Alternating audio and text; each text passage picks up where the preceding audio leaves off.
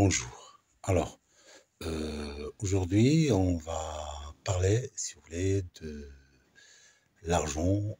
Est-ce que l'argent fait le bonheur? D'accord? Est-ce que l'argent fait le bonheur? Oui ou non? D'accord? Donc on va, si vous voulez, le traiter, via, d'accord? C'est-à-dire, à travers, la nouvelle réaliste Auchan. D'accord? Donc je rappelle bien que Auchan, c'est une nouvelle réaliste écrite par Guy de Maupassant, hein, tel que bien sûr la Parure, le Horla, d'accord? Plusieurs nouvelles, si vous voulez, fantastiques et réalistes.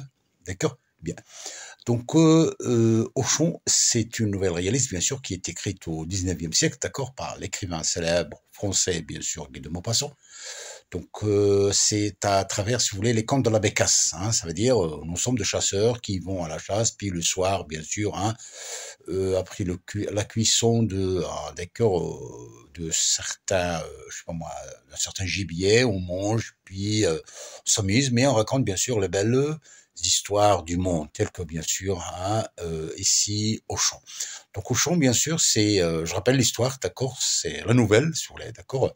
Donc l'histoire, c'est si vous voulez, il s'agit de deux familles, d'accord, dans la région de la Normandie, à station thermale, hein, Rollport, d'accord. C'est pas thermique, hein, je sais pas comme, je sais pas moi, la station, si vous voulez, thermique de Rochenoir, Casablanca ici, d'accord. Ça veut dire on brûle la houille, d'accord, le charbon, puis on fait bouillir de l'eau, l'eau est stockée, ça fait tourner la vapeur, si vous voulez, stocker, fait tourner des machines pour produire, bien sûr, de l'électricité. Mais ça, c'est une électricité, si vous voulez, à production locale, hein, d'accord, d'autosuffisance.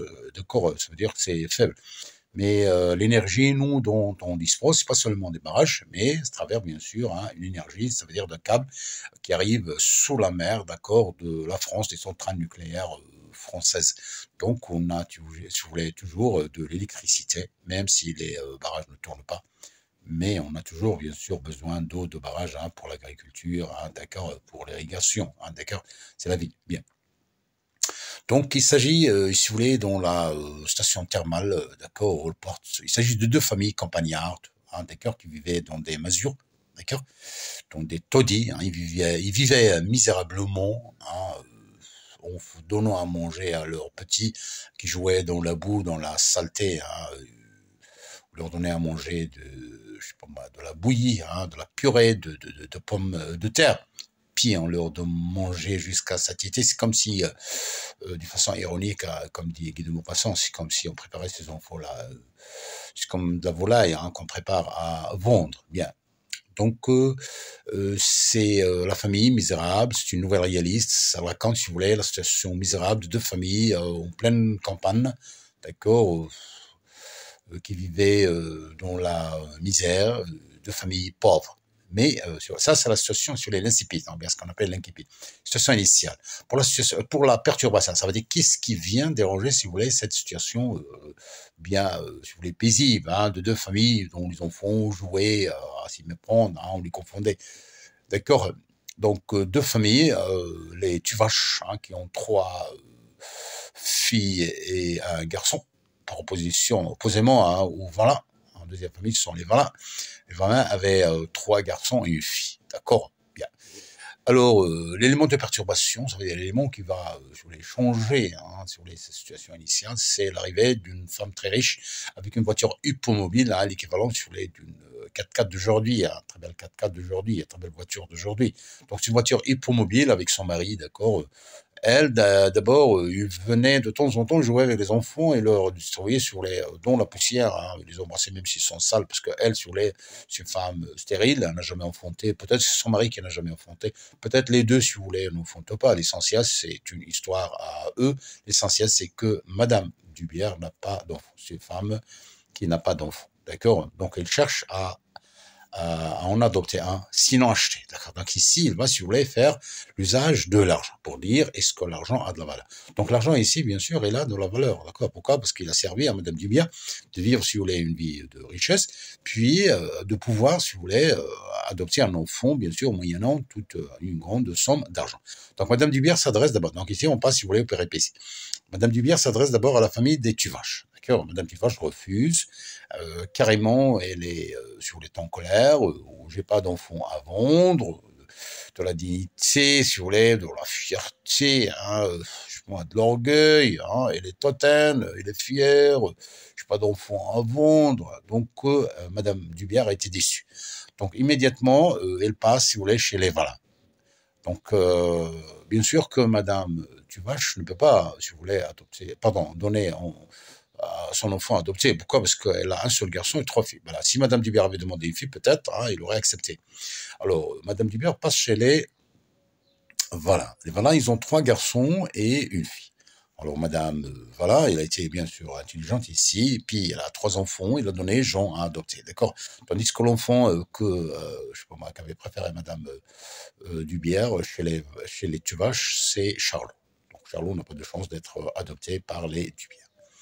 Donc, Madame Valin a été bien sûr d'accord, hein, pour l'adoption, bien sûr, en signant un contrat moyennant une grande somme d'argent, d'accord?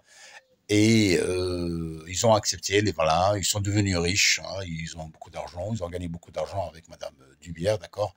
Moyennant, je sais pas moi, une grande somme d'argent pour le contrat, une rente viagère, ça veut dire une pension viagère, mensuelle, et viagère, ça veut dire, ça veut du haut, hein, d'accord?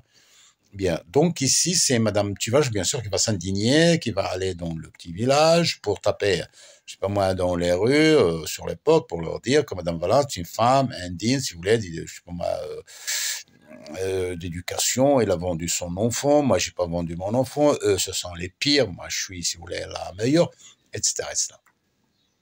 Donc c'est toute une histoire, si vous voulez, ici, de tapage, hein, tapage d'urne, hein, de cette dame-là, d'accord, qui se vante de ne pas avoir, si vous voulez, vendu, d'accord, son enfant, ça veut dire ne pas l'avoir donné en adoption. Bien.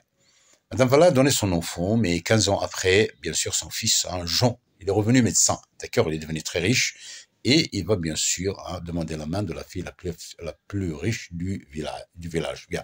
Rappelons que le contrat, bien sûr, d'adoption pour les Valin, pour Jean, a été signé devant, bien sûr, plusieurs témoins, tels que le maire, d'accord, le maire de Rolleport, un instituteur, un curé, et plusieurs personnes, bien sûr, qui ont témoigné, si vous voulez, la validation du contrat d'adoption. Bien. Alors, 20 ans après, Jean est revenu, le médecin, il est très riche, hein, et le problème ici, où est-il? C'est, si vous voulez, la jalousie qui va ronger le cœur du Tuvache, Madame Tuvache surtout, hein. Il met son fils, hein, d'accord, qui tape sur les nerfs, il lui dit, bon voilà, regardez, Jean, il est devenu médecin, vous avez refusé, vous, je sais pas moi, vous avez loué vos mérites, vous avez vanté les mérites des Tuvache, ils ne vendent pas leurs enfants, ils ne donnent pas leurs enfants en adoption, et voilà, maintenant, pardon, Charlot, il est toujours, je ne veux pas dire clochard, mais je veux dire un chômeur. Ça veut dire les taux de chômage, hein, d'accord? C'est pas honteux d'être au chômage, mais on cherche un travail. Alors, il est toujours dans la misère. Donc, qu'est-ce qu'il a fait? Bien sûr, il a reproché à ses parents, si vous voulez, le refus de l'adoption, d'accord? Il a été indigne, hein, devant, je sais pas moi, ses parents, d'accord, avec une certaine indignation, d'accord, il dit à ses parents qu'ils sont indignes de respect, parce qu'ils ont refusé, si vous voulez, une opportunité d'adoption, de changement, si vous voulez, radical, de leur situation économique, si vous voulez, critique ou bien décadente, hein, d'accord? Bien. Donc ici, je veux revenir, si vous voulez, au sujet principal. Madame Tuvache se meurt de jalousie, sur les songes, je sais pas moi, le cœur, se meurtrit. Le petit Charlot les a insultés, leur a reproché l'adoption et il est parti. Il a quitté la maison, d'accord? Tandis que, opposément, bien sûr, dans l'autre côté, on a des Valin qui fêtent, si vous voulez, le retour de Jean, qui va se marier, c'est un médecin, il est riche, bien éduqué, une voiture, etc. Bien. Donc ici, je veux revenir au sujet, si vous voulez, principal, hein, le hic, hein, ça veut dire la difficulté ici, justement, la problématique à poser, à signaler. C'est quoi? C'est est-ce que l'argent fait le bonheur? Donc on voit bien que l'argent a fait le bonheur chez les Valin, d'accord? Mais il n'a pas fait le bonheur chez les Tuvache, parce que les Tuvache n'ont pas profité de l'opportunité, de l'occasion, d'accord? Si on revient, si vous voulez, je sais pas moi, je peux dire, le terroriste, hein, Oussama Ben Laden, il avait acheté des avions, il a percuté les Twin Towers. Donc ici, c'est l'argent de le malheur. Pourquoi? Parce qu'il a acheté des avions pour percuter, d'accord, les Twin, centre commercial, hein, d'accord, l'Organisation mondiale du commerce, hein, d'accord. Donc, il a percuté 2 tuiles, il a tué beaucoup de personnes. Donc ici, l'argent, c'est un malheur. Si l'on prend par exemple l'argent qui est, je sais pas moi, desservi dans la guerre, utilisé dans la guerre, donc c'est un argent de malheur, d'accord. Parce que l'argent, bien sûr, il sert à acheter des moyens de transport, à construire des ponts, à construire, je sais pas moi, une infrastructure, une superstructure.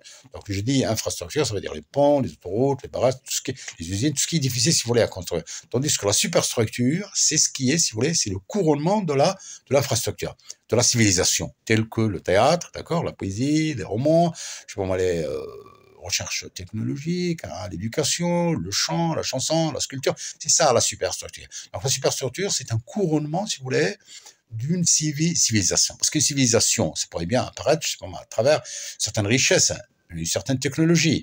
Mais il faut, si vous voulez, qu'il y ait quelque chose qui couronne, hein, d'accord, la déontologie, la bonne éducation, d'accord, je sais pas moi, les arts, les beaux-arts, d'accord, le chant, la danse, la poésie, hein, d'accord, c'est tout ce qui est, c'est ça la superstructure. Hein, d'accord. Donc, je dis que même, je sais pas moi, dans le cas ici de la Russie, c'est un pays très riche, mais c'est un argent qu'il ne fallait pas utiliser dans la guerre. Prenez, je sais pas moi, un petit missile anti-char ou bien anti-avion, hein, je sais pas moi, un Stinger, ça va dans les, je sais pas moi, 300 millions ou bien dans les 400 millions. Je sais pas moi, des missiles comme ça qu'on lance dans l'espace, ça vaut, je sais pas moi, des milliards, c'est des milliards, c'est de l'argent comme ça dilapidé, hein, dans l'espace, hein, d'accord. Si on prenait, je sais pas moi, l'argent de tout cet armement-là dans le monde, hein, on pourrait bien sûr, je sais pas moi, construire de meilleures villas pour ces Africains-là, je sais pas moi, qui meurent dans la Méditerranée, hein, sans arriver, je sais pas moi, ils risquent leur vie, bien sûr, je sais pas moi, dans la mer, hein. S'ils n'arrivent pas, ils vont finir, bien sûr, dans le ventre des poissons, des requins, d'accord, qui n'arrivent pas de grossir, d'accord, grâce à ces immigrés, hein, ces malheureux immigrés, je sais pas moi, quittent leur pays pour aller s'installer sur l'autre rive, l'Eldorado. Mais parfois, ça tourne mal, c'est pas toujours l'Eldorado, hein. Il y a ceux, bien sûr, qui réussissent, qui arrivent à bien s'intégrer, mais d'autres, bien sûr, hein, qui n'ont pas de chance, qui restent, bien sûr, je sais pas moi, dans les travaux de campagne, ils vivent, je sais pas moi, des maisons de plastique, de serre, hein, ils sont maltraités, ils ne seront jamais mariés, ni foyer, ni rien du tout, hein, d'accord, c'est le malheur.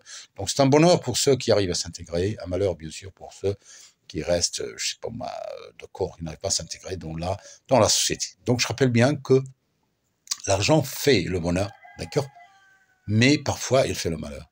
Il a fait le bonheur ici comme pour les, voilà, d'accord, Jean est devenu médecin. Donc c'est un argent qui a servi à la famille, qui a servi à Jean pour devenir, bien sûr, un homme riche, parce qu'il vit, bien sûr, chez les Dubière, ça veut dire une famille, je sais pas moi, de noblesse, de richesse. D'accord, donc ici, l'argent fait le bonheur. D'accord, quand un père, il a de l'argent, il paye, je sais pas moi, son loyer, il paye, je sais pas moi, les frais de la voiture, je sais pas moi, il subvient aux besoins de sa famille, hein, les enfants sont bien, je sais pas moi, ils vont à l'école, et ils paient, si vous voulez, les frais de scolarité, les frais je sais pas moi, médication, tout ça, nourriture, etc. Ils vivent dans un bon bien-être. Donc ici, c'est le bonheur, hein, d'accord, l'argent fait le bonheur. Mais si on prend par exemple le blanchiment de l'argent, imaginez des gens, je sais pas moi, qui vendent de la drogue. Donc la drogue, son argent, ça veut dire on gagne de l'argent, mais cette drogue-là, où est-ce qu'il s'en va?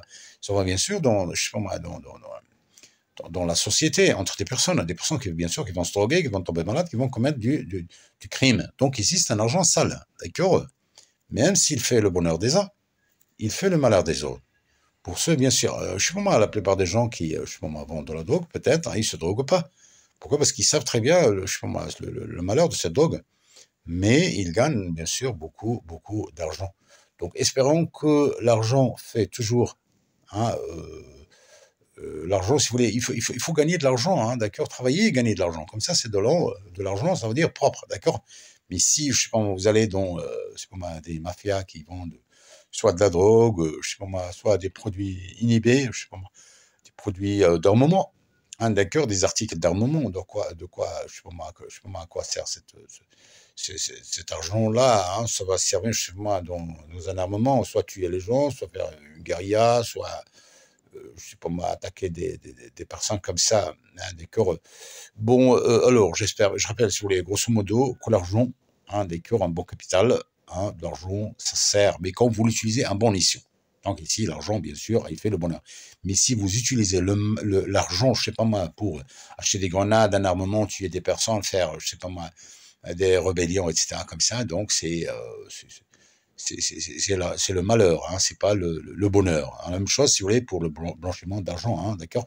Si vous blanchissez de l'argent, hein, vous allez gagner bien sûr de l'argent, mais vous allez semer, hein, d'accord, du poison dans la société. Donc ici, c'est un argent de malheur. Peut-être c'est un bonheur pour, je sais pas moi, une minorité, mais un malheur pour ceux, bien sûr, qui sont addictés, qui consomment ces produits toxiques. Je rappelle bien, l'argent fait le bonheur, mais parfois, il fait aussi le malheur. Merci.